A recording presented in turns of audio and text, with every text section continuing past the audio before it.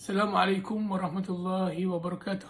Nama saya Muhammad Hisham bin Ramli, nombor matrix 284069. Jadi hari ini saya akan membentangkan pengenalan untuk topik sistem perundangan kewangan dan perbankan Islam di Malaysia. Untuk pengenalan, sistem perundangan kewangan dan perbankan Islam di Malaysia merupakan suatu kerangka undang-undang yang telah dirangka bagi mengawal dan mengatur operasi institusi kewangan yang beroperasi mengikut prinsip-prinsip syariah Islam.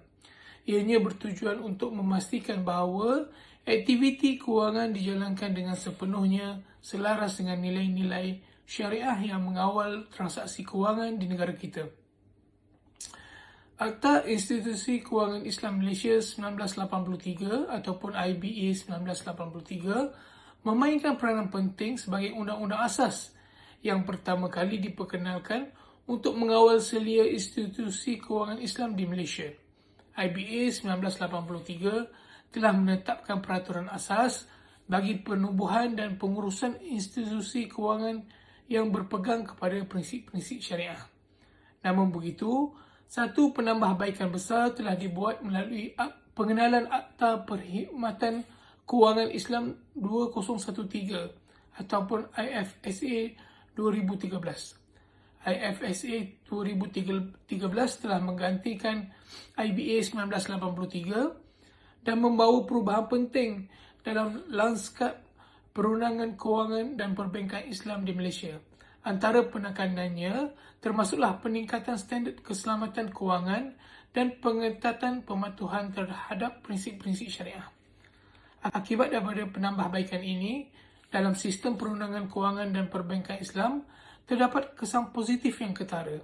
Sistem ini telah mengukuhkan struktur keselamatan kewangan secara menyeluruh dan meningkatkan keyakinan pelanggan terhadap institusi kewangan yang beroperasi dengan mematuhi prinsip-prinsip syariah.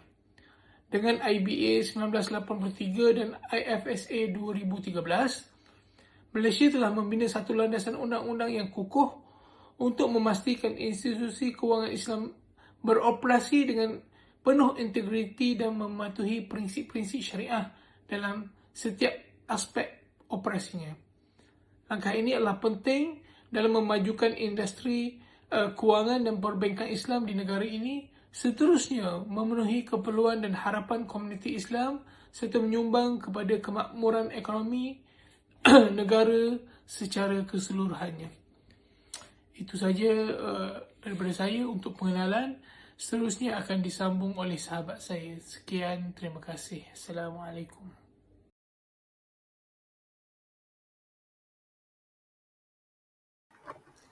Akta Bank Islam 1983 merupakan suatu akta yang membuat peruntukan mengenai perlesenan dan pengawalan perniagaan bank-bank Islam yang terdapat di Malaysia. Okey, ataupun ia juga dikenali sebagai IBA 1983. Okey, apabila kita berkata mengenai akta, jadi apa yang ingin saya highlightkan ialah apa yang terkandung dalam akta tersebutlah. Okey, mengenai perlesenan bank Islam. Okey, yang pertama, perniagaan perbankan Islam diuruskan hanya oleh sesuatu bank Islam yang berlesen. Okey, yang ini kita faham maksudnya. Yang kedua, lesen tidak boleh diberi dalam hal-hal yang tertentu. Jadi dalam hal-hal apa yang membuatkan lesen tidak boleh diberi? Okey, kat sini saya terangkan sedikit mengenai poin yang kedua, iaitu tiada syarikat boleh diberi suatu lesen di bawah Seksyen 3 dan juga tiada syarikat yang diberi lesen di bawah Seksyen itu boleh menjalankan perniagaan di Malaysia tanpa keizinan bertulis menteri jika kumpulan wang modalnya yang tidak tercejas oleh kerugian atau selainnya adalah kurang daripada amount minimum. Okey, seterusnya yang ketiga, menteri boleh mengubah atau membatalkan syarat lesen. Okey, itu berarti hanya menteri sahajalah yang berkuasa untuk membatalkan syarat-syarat lesen daripada bank-bank Islam jika mereka tidak memenuhi kriteria yang ditetapkan. Okay. Seterusnya, pembukaan cawangan baru. Okay, kecuali dengan keizinan secara bertulis dari bank negara, tiada suatu bank Islam boleh membuka suatu cawangan, agensi atau pejabat baru di mana-mana bahagian Malaysia atau di luar Malaysia. Seterusnya, bank Islam boleh mengadakan pertalian perbankan responden dengan bank di luar Malaysia. Okay. Ia tertakluk kepada subsection 2. Okay, tiap-tiap bank Islam boleh mengadakan pertalian perbankan koresponden dengan mana-mana bank di luar Malaysia. Okay, yang seterusnya ialah fee lesen. Tiap-tiap bank Islam hendaklah membayar kepada bank negara fee lesen tahunan yang ditetapkan oleh Menteri atas syur bank negara melalui pemberitahuan dalam warta. Okey, seterusnya, sekatan terhadap penggunaan perkataan tertentu dalam nama Bank Islam. Iaitu kecuali dengan keizinan secara bertulis Menteri, tiada sesuatu bank Islam boleh diberi lesen atas suatu nama yang termasuk mana-mana daripada perkataan kebangsaan Commonwealth Malaysia sebagai kata sifat negara, negeri, persekutuan, persekutuan sebagai kata sifat atau rizab sama ada dalam bahasa kebangsaan atau bahasa Inggeris atau dalam apa-apa bahasa. Okey, seterusnya, kesan pembatalan lesen. Okey, tertakluk kepada subsection 2, jika mana-mana bank Islam menuju matlamat atau menjalankan pengendalian yang melibatkan apa-apa elemen yang tidak diluluskan oleh agama Islam. Jadi secara automatiklah lesen tersebut akan dibatalkan. Yang kedua, menjalankan perniagaannya dengan cara memudaratkan kepentingan pendepositnya dan pemiutang dan lain-lain. Dan seterusnya, apa lagi kriteria-kriteria yang akan membuatkan lesen terbatal? Yang seterusnya ialah mempunyai aset yang tidak mencukupi untuk meliputi liabilitinya kepada awam dan melanggar mana-mana peruntukan akta dan juga telah terhenti menjalankan perniagaan perbankan di Malaysia atau telah berhenti menjadi suatu institusi anggota di bawah Akta Perbanan Insurans Deposit Malaysia 2005. Okey, seterusnya, penyiaran senarai bank Islam. Bank negara hendaklah menyebabkan supaya disiarkan dalam warta pada setiap tahun sesuatu senarai semua bank Islam yang telah dikeluarkan lesen kepadanya di bawah akta ini, dan jika apa-apa lesen dikeluarkan, dibatalkan atau diserahkan balik dalam hal tempoh antara penyiaran dua senarai itu, notis mengenainya hendaklah juga dipastikannya supaya disiarkan dalam warta. Assalamualaikum warahmatullahi wabarakatuh. Saya Muhammad Aun Nazmi bin Abdul Aziz, nombor metrik 283797, akan membincangkan tentang IFSA 2013. IFSA 2013 merujuk kepada Akta Institusi Kewangan Islam Malaysia 2013 atau Akta Perkhidmatan Kewangan Islam 2013. Akta ini merupakan undang-undang yang diperkenalkan di Malaysia untuk menyelia industri kewangan dan perbankan Islam di negara ini. IFSA 2013 diperkenalkan untuk menyusun semula dan membungkus peraturan yang berkaitan dengan institusi kewangan Islam termasuk bank Islam, syarikat kewangan Islam dan penyelia perkhidmatan lain dalam sektor kewangan Islam. Jadi ciri-ciri utama IFSA 2013 yang pertama adalah kejelasan dan ketelusan yang lebih tinggi dalam pelaksanaan dan pentadbiran undang-undang ini. Yang kedua, tumpuan yang jelas terhadap pematuhan dan tadbir urus syariah dalam sektor kewangan Islam. Peruntukan bagi keperluan pengawal sediaan berbeza yang mencerminkan aktiviti pengantaraan kewangan dan risiko masing-masing kepada sistem kewangan secara keseluruhan. Peruntukan untuk mengawal selia syarikat pemegangan kewangan dan entiti tidak dikawal selia perlu mengambil kira risiko sistemik yang boleh muncul daripada interaksi antara institusi yang dikawal selia dengan institusi tidak dikawal selia, aktiviti dan pasaran. Kemudian memperkukuh perlakuan perniagaan dan keperluan perlindungan pengguna untuk meningkatkan keyakinan pengguna terhadap perkhidmatan dan produk kewangan. Seterusnya adalah peruntukan yang lebih kukuh bagi penguatkuasaan dan campur tangan penyeliaan yang berkesan dan awal. Jadi implikasi IFSA 2013 ke atas Bank Kewangan Islam, ia ada 7, iaitu yang pertama, pematuhan prinsip syariah. IFSA 2013 menetapkan piawaian yang lebih tinggi dengan mematuhi prinsip syariah. Bank Kewangan Islam perlu memastikan produk dan perkhidmatan mereka selaras sepenuhnya dengan prinsip ini. Yang kedua, ketelusan dan pengurusan risiko. IFSA 2013 mengukuhkan amalan terbaik dalam pengurusan risiko dan ketulusan. Bank Kewangan Islam perlu mempunyai sistem pengurusan risiko yang cekap dan melaporkan dengan jelas tentang kedudukan kewangan mereka. Yang ketiga, keperluan modal dan kekukuhan kewangan. IFSA 2013 menetapkan keperluan modal yang lebih tinggi untuk memastikan kestabilan kewangan bank. Bank Kewangan Islam perlu memenuhi keperluan modal yang ditetapkan untuk memastikan kestabilan mereka dalam jangka panjang. Yang keempat, penyusunan semula pengurusan. IFSA 2013 menyebabkan Bank Kewangan Islam perlu menyusun semula operasi dan pengurusan mereka untuk mematuhi peraturan baharu. Ini mungkin melibatkan pelaksanaan sistem baharu dan latihan kaki tangan untuk memastikan pematuhan sepenuhnya. Nombor 5, pematuhan dengan standard antarabangsa. IFSA 2013 direka untuk memastikan pematuhan dengan piawaian antarabangsa. Ini membantu Bank Kewangan Islam Malaysia bersaing pada skala global dan mendapat keyakinan pelabur antarabangsa. Yang keenam, peningkatan kesedaran dan pendidikan. Dengan pengenalan IFSA 2013, terdapat peningkatan kesedaran dan pendidikan mengenai prinsip-prinsip perbankan Islam di kalangan masyarakat Malaysia. Ini membantu dalam membangkitkan pasaran dan meningkatkan pemahaman tentang produk dan perkhidmatan perbankan Islam. Dan yang terakhir, peningkatan kepercayaan pelanggan. Pematuhan ketat terhadap prinsip syariah dan piawaian kewangan meningkatkan keyakinan pelanggan terhadap Bank Kewangan Islam.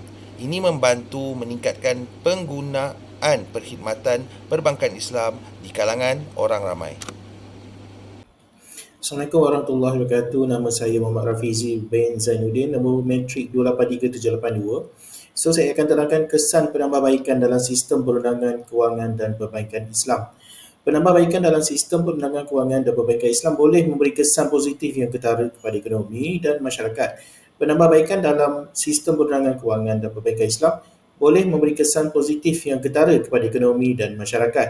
Kepastian undang-undang adalah faktor yang sangat penting dalam menjana keyakinan terhadap sistem kewangan.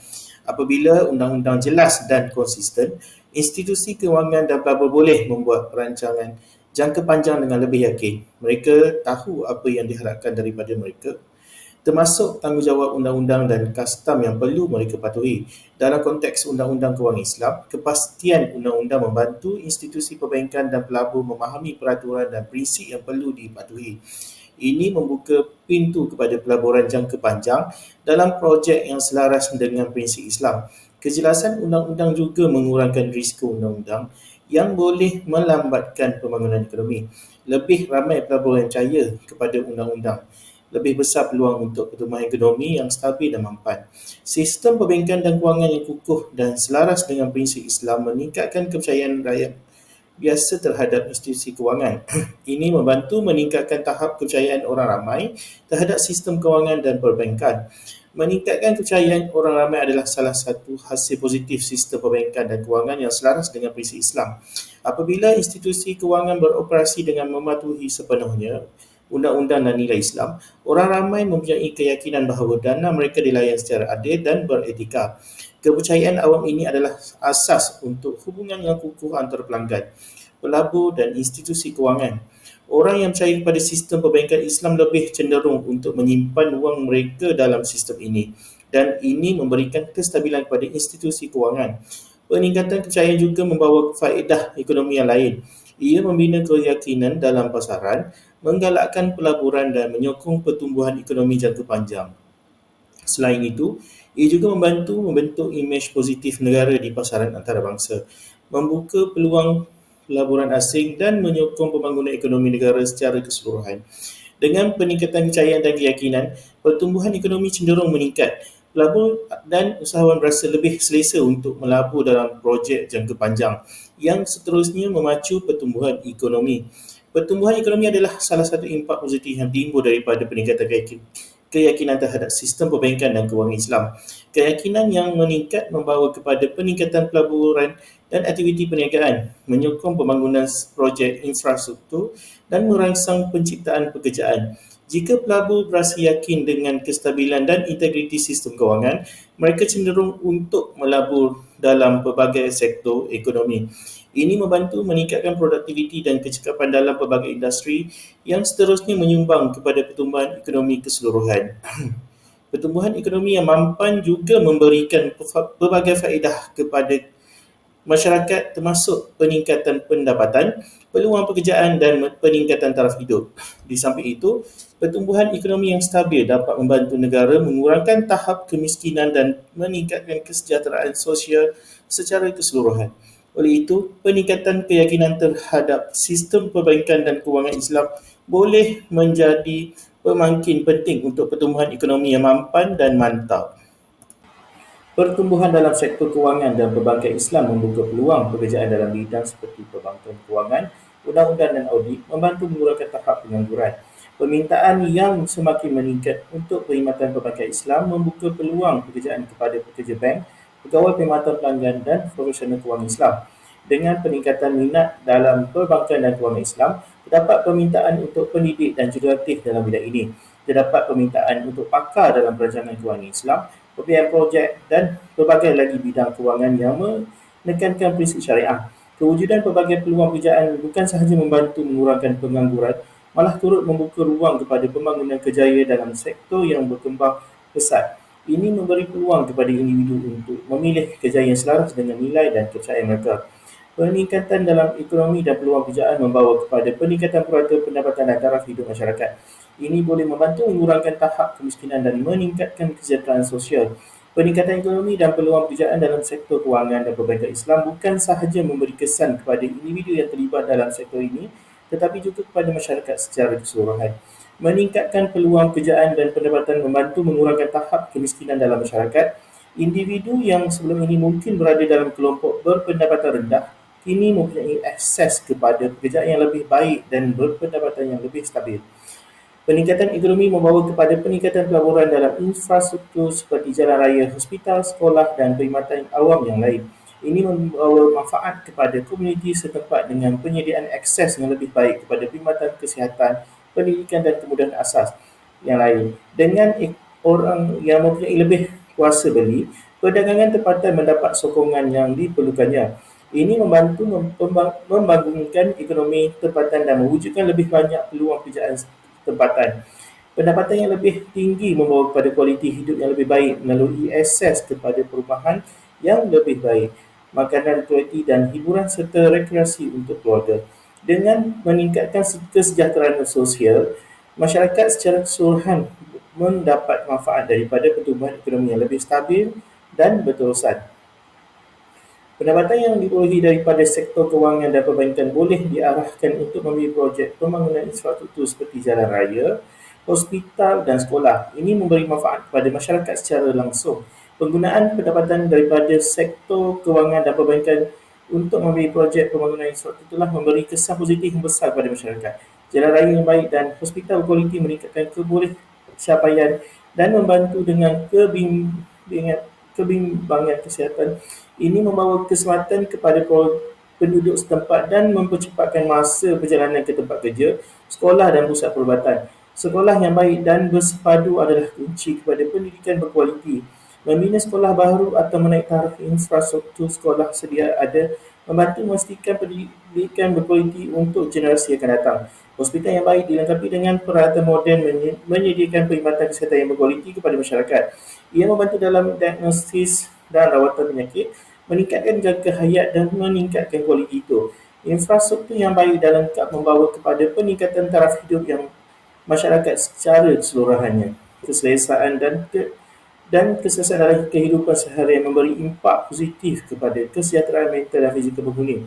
Pembangunan infrastruktur ialah pelaburan jangka masa panjang yang membawa manfaat kepada generasi semasa dan akan datang, membentuk asas kepada pertumbuhan ekonomi yang stabil dan kemakmuran masyarakat. Melalui kempen pendidikan dan kesedaran, orang ramai dapat memahami prinsip perbankan dan kewangan Islam dengan lebih baik. Ini memberi keupayaan untuk membuat keputusan kewangan yang lebih baik. Meningkatkan celik kewangan merupakan faktor penting dalam pembangunan ekonomi dan kebajikan sosial. Literasi kewangan membantu orang ramai memahami prinsip asas perbankan dan kewangan Islam, termasuk konsep riba, zakat, mudharabah dan musyarakah. Ini memberikan mereka membuat pilihan kewangan yang selaras dengan nilai dan prinsip agama mereka. Pengetahuan tentang perancangan kewangan membantu individu merancang belanjawan, mengatur simpanan dan membuat pelaburan yang bijak. Ini membantu dalam mencapai matlamat kewangan jangka pendek dan jangka panjang. Selit kewangan juga melibatkan pemahaman insurans dan perlindungan kewangan. Orang yang berpengetahuan tentang pelbagai produk insurans boleh melindungi diri mereka dan keluarga mereka daripada risiko kewangan yang tidak diingini.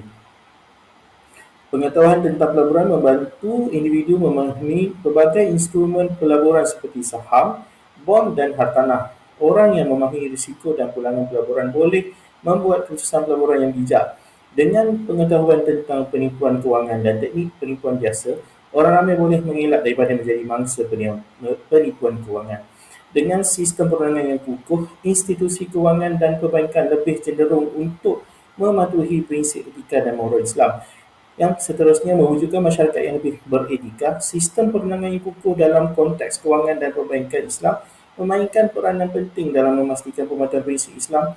Undang-undang larangan riba memastikan institusi kewangan dan perbankan beroperasi tanpa melibatkan unsur riba. Ini adalah aspek penting dalam sistem kewangan Islam. Sistem perundangan yang kukuh memastikan institusi kewangan menguruskan zakat dengan betul, iaitu memungut dan mengagihkannya kepada golongan yang berhak menerimanya. Sistem perundangan yang kukuh memberi perlindungan kepada pelabur dan memastikan pelaburan dibuat dalam projek yang beretika dan mematuhi undang-undang Islam. Sistem perundangan yang teguh memberi kuasa kepada badan penyeliaan untuk memantau dan menyelia institusi kewangan dengan berkesan, memastikan pematuhan terhadap prinsip Islam. Dengan undang-undang yang kukuh dan berpegang kepada prinsip Islam, masyarakat boleh mempunyai keyakinan terhadap sistem kewangan dan perbankan Islam. Ini mewujudkan masyarakat yang lebih beretika dan memupuk kepercayaan terhadap institusi kewangan yang membawa kepada pembangunan ekonomi yang stabil dan makmur.